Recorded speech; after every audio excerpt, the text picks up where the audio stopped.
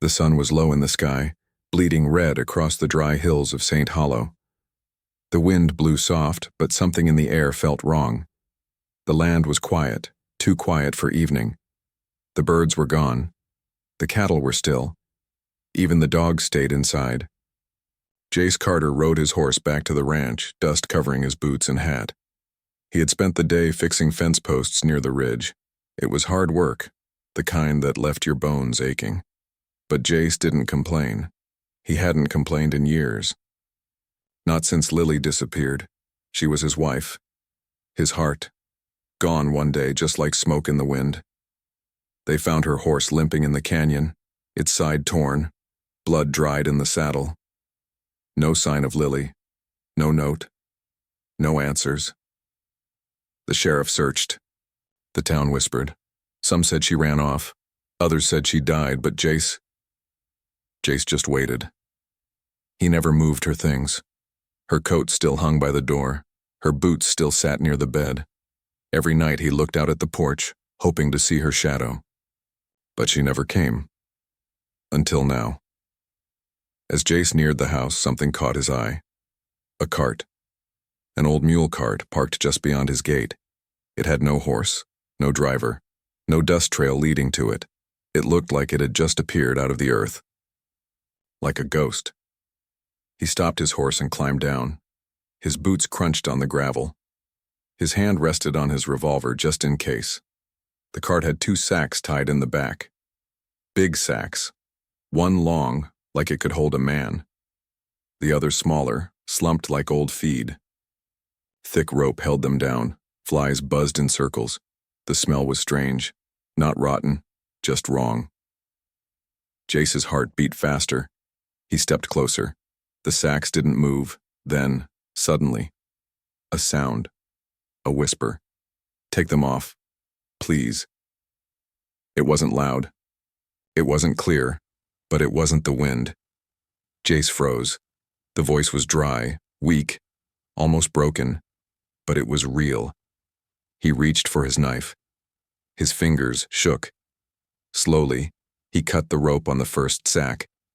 Every slice felt heavy, like cutting through time. He pulled the top open. Dust rose. Then a cough. He jumped back, heart slamming in his chest. Inside the sack was a body.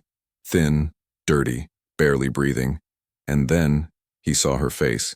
His knees buckled. It was Lily. Her hair was tangled, full of dirt and blood. Her lips were cracked. Her eyes half open, barely alive. Her wrists were tied with old cloth. Her dress was torn. She looked like she had crawled out of a grave. She looked at him. No tears. No smile. Just pain. "Jace?" she whispered. He dropped to his knees. "Lily. Oh God. Lily." He reached out, touched her face. It felt dry like leather. But it was real. She was real. He cut the cloth from her wrists. His hands trembled. She flinched as he touched her, then closed her eyes. "They left me tied up. Thought I was dead." Jace didn't speak. He couldn't. His throat closed up. His mind screamed. He wrapped his arms around her gently, careful not to hurt her more. She was light, too light, like she was barely there.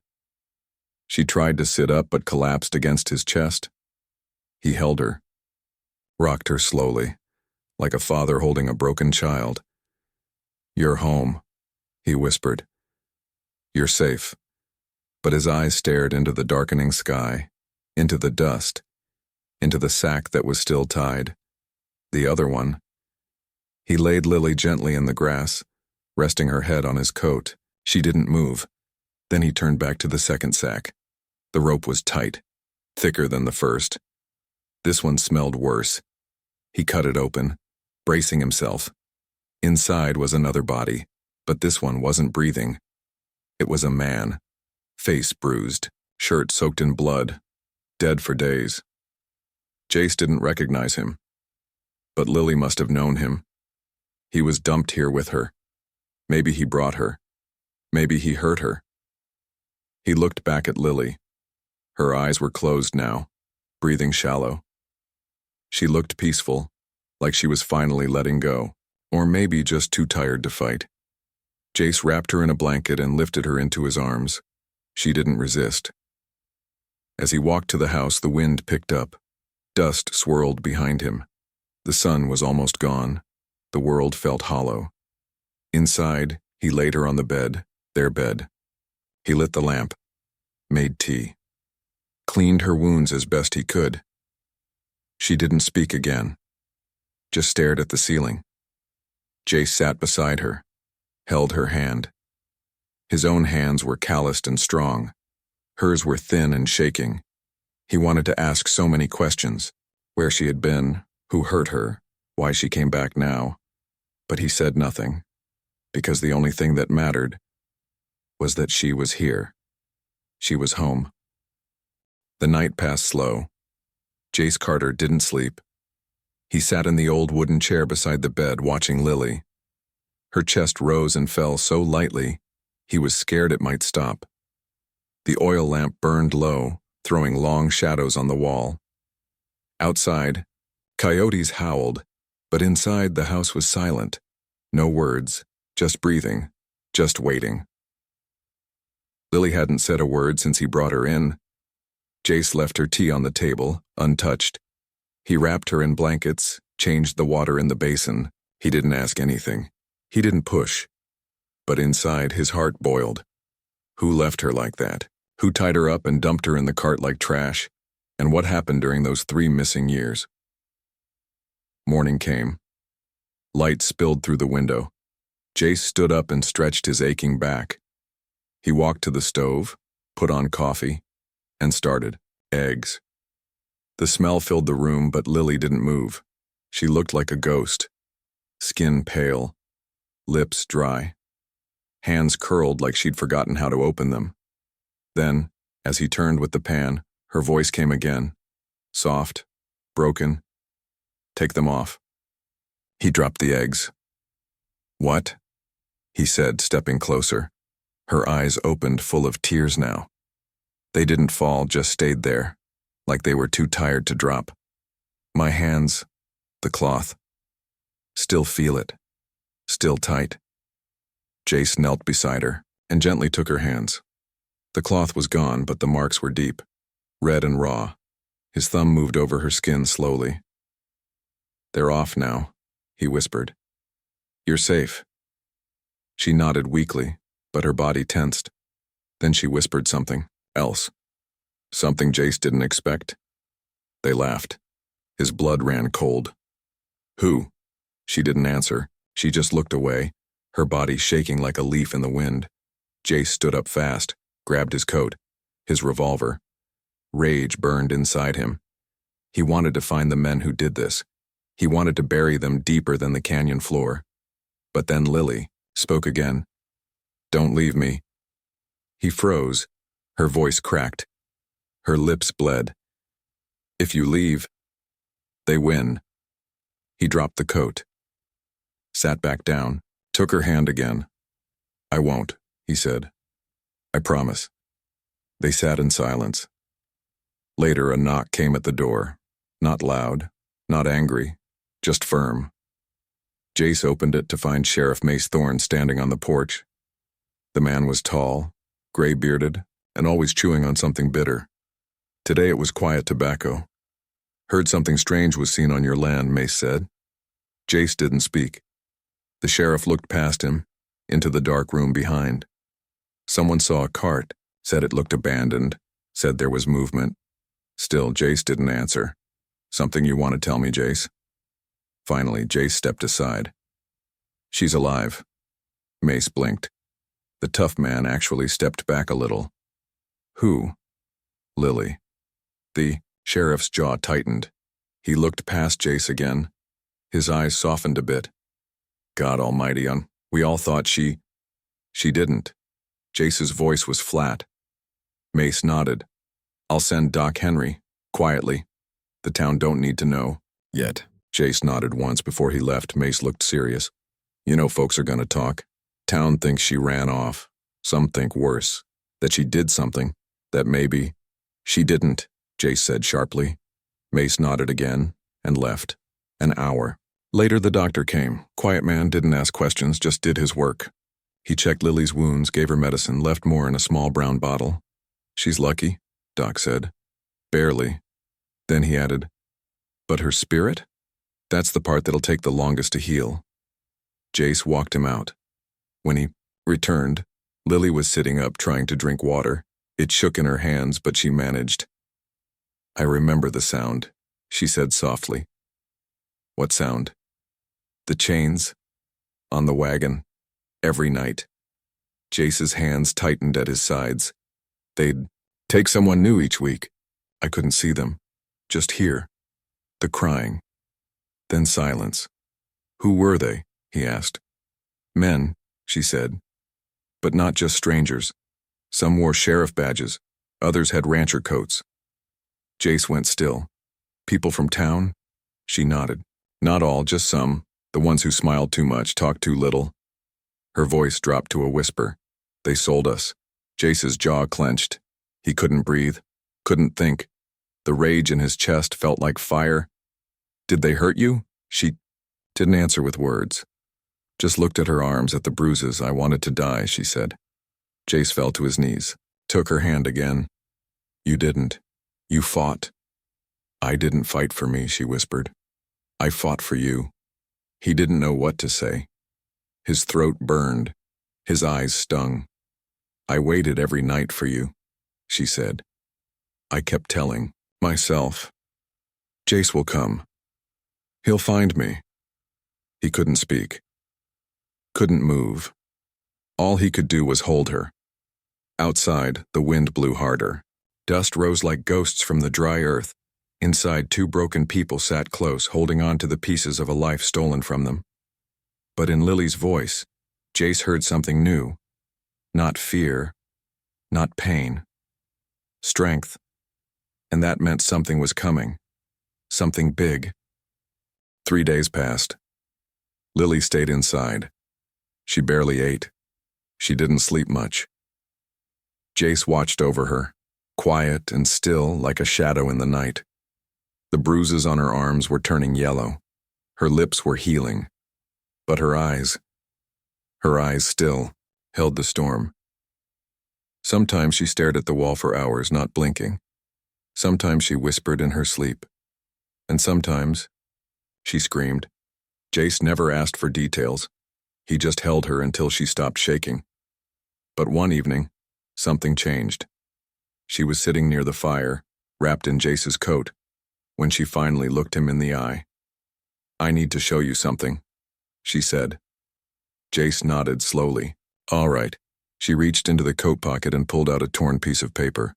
It was folded, smudged with dirt and dried blood. She handed it to him. Jace unfolded it.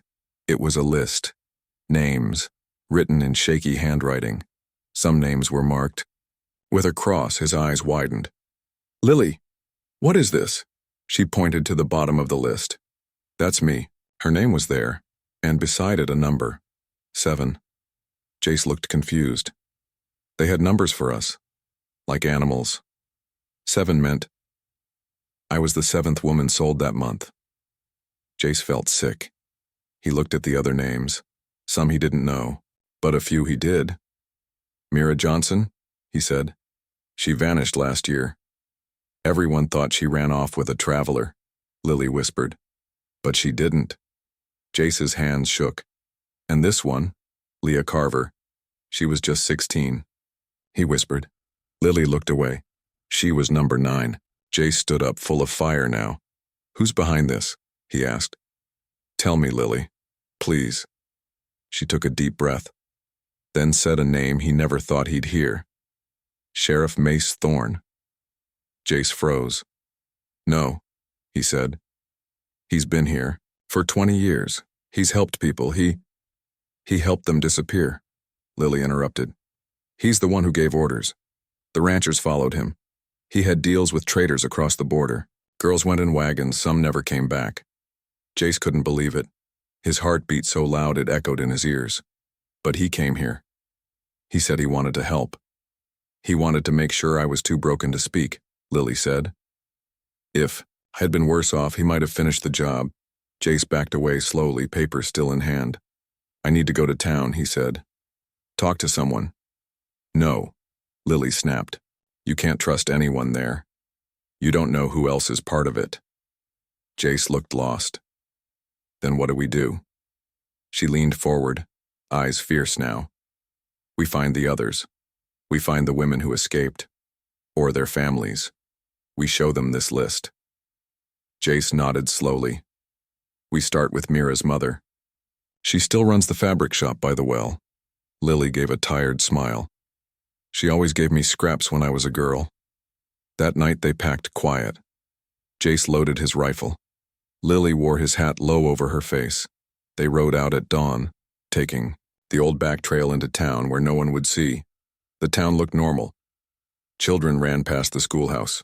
Men drank coffee on porches. But Jace saw it different now. Every smile could be a lie. Every handshake a threat. They stopped at the fabric shop. Mira's mother, Miss Annie, stood behind the counter folding cloth. She looked up and froze when she saw Lily.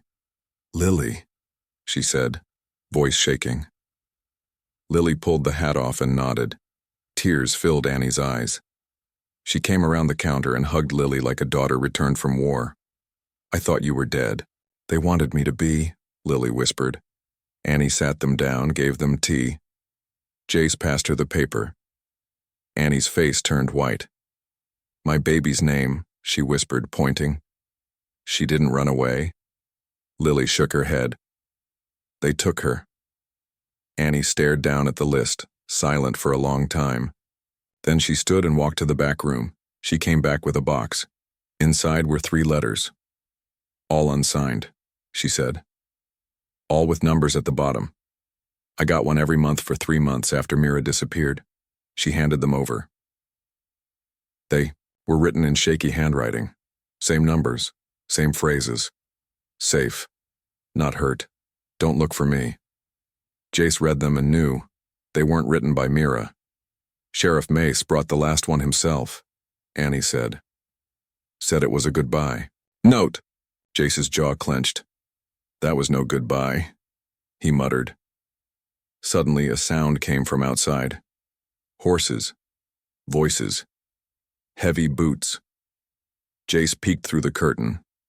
2 men, wearing badges. One of them was Deputy Carl, Mace's right-hand man. They're here, Jace whispered. Annie didn't panic. She opened the cellar door. Go, hide, now. Jace helped Lily down first. He followed. Above them, Boots entered the shop. Morning, Miss Annie, Carl said. We heard someone came by asking about that Carter boy. You seen him? No, Annie said coolly. Just been folding fabric. You, sure? Don't call me a liar, Carl. There was silence. Then footsteps. Then the door slammed shut. Jace and Lily waited in the dark, hearts pounding. Lily looked up at Jace. They're watching everything. Jace nodded. But we're watching now, too. The cellar was cold and dark. Lily and Jace waited there for over an hour. They listened to every bootstep above, every word from the men outside. Finally, the sound faded. The horses were gone. Annie lifted the cellar door. It's clear, she whispered. Jace climbed up first, then helped Lily. The old woman shut the door behind them. They'll be back, Annie said. You've stirred the hornet's nest now. Jace nodded. Then it's time to burn it down. They rode out of town before sunset. Jace knew they had no time. Sheriff Mace would send more men. Lily's face was burned into every lie they had built. Now she was proof. A living ghost who spoke truth. They went from ranch to ranch, old cabin to small farm. Quiet women, tired men, a few with eyes full of pain answered their knocks. Some had lost daughters, others had sisters, nieces, wives. Lily showed them the list. Most cried, some got angry, and a few pulled out their own boxes full of old notes, broken jewelry, or small belongings left behind. It wasn't much, but it was enough. By the end of 3 days, they had more names, more proof, and more people willing to fight. The plan came together around a fire. 10 people sat in the circle. Men with rifles, women with tired hands and sharp voices. Jace and Lily shared everything they had. She's not the only one, Jace said. You know that now. We take this to the judge, one farmer said. They'll stop it before it gets there, Lily replied. They'll burn it, bury it, or bury us. Silence. Then, an older woman, Mira's aunt, spoke up. Then we don't whisper. We don't hide, we speak loud, we bring everyone, the preacher, the postman, the shopgirls, we tell them in the street. Let them try and silence us all. Everyone looked at each other. Nods followed. The town had lived in fear long enough. It was time for the truth. Sunday morning. Church bells rang across St. Hollow. Families gathered in their best clothes. Kids chased each other on the dusty street. No one expected what came next. Jace rode in first, then Lily. Behind them, the others. A dozen horses, a wagon full of crates. They stopped outside the church. The sheriff was already there, arms folded, leaning by his horse. Well, Sheriff Mace said with a slow smile. Looks like the dead do walk. Lily stepped down. She held the torn list in her hand. This town needs to see something, she said. Her voice was not loud, but it was clear. Mace's smile faded. Now you listen, girl. No, Jace said, stepping between them. You listen. He held up a bundle of letters. You know what these are? Goodbye notes. From girls who never came back. Written in someone else's hand. People were gathering now. Curious. Whispers spread like fire. Lily turned to the crowd. Her voice rose. You remember Mira Johnson, Leah Carver, Ellen Swain? You thought they ran away. They didn't. They were taken. Just like me. More faces appeared. More whispers. Mace took a step forward. You're spreading lies. No, Lily said. You are. She pulled her sleeve up. The crowd gasped. There on her arm, the number 7 burned into her skin. She was marked like livestock, Jace said. Sold across borders. Sheriff Mace knew. He helped. Enough. Mace shouted. He reached for his gun, but he was too slow. A loud click echoed. Behind him, 3 townsfolk aimed rifles. Jed Kemp, Reverend Hart, and Annie. We heard enough, Reverend Hart said, voice steady. Mace froze. You think you know what you're doing, he hissed. Jace stepped forward. I know you're done. One by one, more people came forward. Letters, old tokens, lost memories. Lily handed the list to Reverend Hart. Read it, she said, out loud, and he did. Every name. Each one followed by a silence heavy with pain. Then came footsteps. A pair of deputies stepped forward. One lowered his badge. Not anymore, he said, tossing it at Mace's feet. The other nodded. We're done covering. For you. The sheriff stood alone now. Even his horse seemed to turn away. They took him to the jailhouse. Locked him behind the bars he once ruled. No trial was needed that day. The town had judged, and this time the law served the people, not power. Weeks passed. St. Hollow changed. New faces appeared. Old ones returned. The town spoke of Lily not as a ghost, but as a fire that refused to go out. She didn't hide anymore. She worked with Annie in the fabric shop, helped build a new shelter near the church for any woman with no place to go. Jace fixed fences again, rode the fields. But now, he smiled more. Some days he'd come home to find Lily playing the piano. Again, not the full song, just a few soft notes. But that was enough. One evening, as the sun dipped low, Lily stood barefoot on the porch. The wind carried the smell of dust and rain. Jace stepped beside her. You still think about it? He asked. Every day, she said. But now I think about what came after, too. He nodded. She looked at him. You saved me. He shook his head. No, you saved yourself. I just opened the sack. Lily smiled. It wasn't the smile of a girl who had forgotten pain. It was the smile of a woman who walked through hell and came out burning brighter.